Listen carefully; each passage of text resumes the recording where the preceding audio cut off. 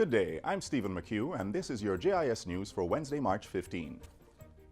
The Institute of Forensic Science and Legal Medicine has received an IBIS Bullet Tracks 3D system that will help in the fight against gun crimes in Jamaica.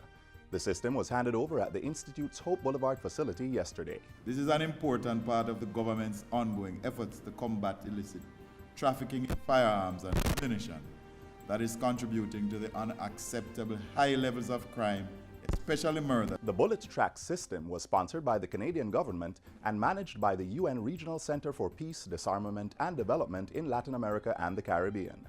It will assist the Forensics Institute in capturing digital images from the surface of bullets, matching images in a database with other bullets, and collecting ballistic information from ammunition. In the meantime, National Security Minister Robert Montego says government is procuring equipment for the establishment of the DNA register. The PS told me that she's about to sign off on a purchase order for some $146,000 to purchase equipment and to do training so that we can establish our DNA register finally in this country. Minister Montego says the equipment should arrive in the island within the next 4 to 6 weeks. And by that time, the Parliament should have passed the DNA regulations so that we can begin populating the DNA registry. Government has taken steps to give micro, small and medium-sized enterprises, MSMEs, access to an additional $6 billion in loans through commercial banks. Finance Minister Audley Shaw says this is as a result of a reduction in the risk weighting for commercial bank loans guaranteed by the Development Bank of Jamaica, DBJ's Credit Enhancement Fund. To 20% down from 100%. Minister Shaw was opening the budget debate in Parliament recently.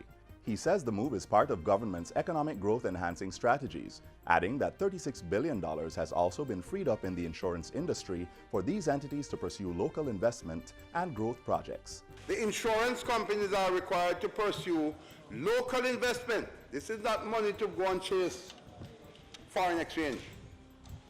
It will be regulated that that money must be used for local investment and growth initiatives, and to provide details of the initiatives to the Financial Services Commission. This is one of the conditions of the relaxation of the regulatory capital requirements. The Housing Agency of Jamaica, HAJ, will be providing registered titles to many residents of Norwood, St. James in short order. That announcement came out of a recent titling education forum held in Section G of Norwood on the weekend. In Section G, which is the big area today, there's 1,016 out of 1,073 registered titles available. The rest of the area to H, G, and J, 2,003 are available, which is almost another 1,000, and in A and B another 700. Managing Director of the HAJ, Gary Howell, who was also at the titling forum, said there would be a titling ceremony sometime late next month.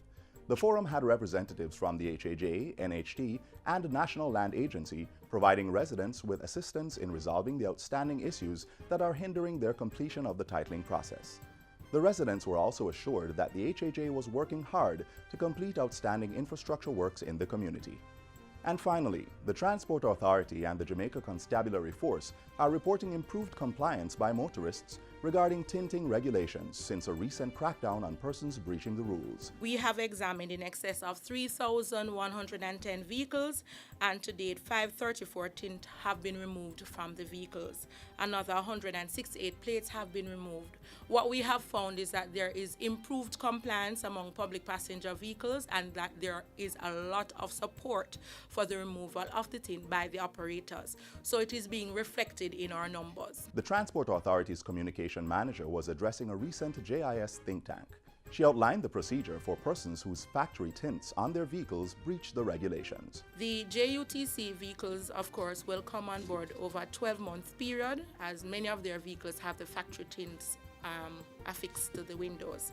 And this guideline in terms of the 12 months is also allowed for other vehicles that have factory tint. Persons who fail to comply with the tinting regulations could have their license plates removed and pay a fine of $2,500. And that's it for JIS News Today. I'm Stephen McHugh. Thanks for watching.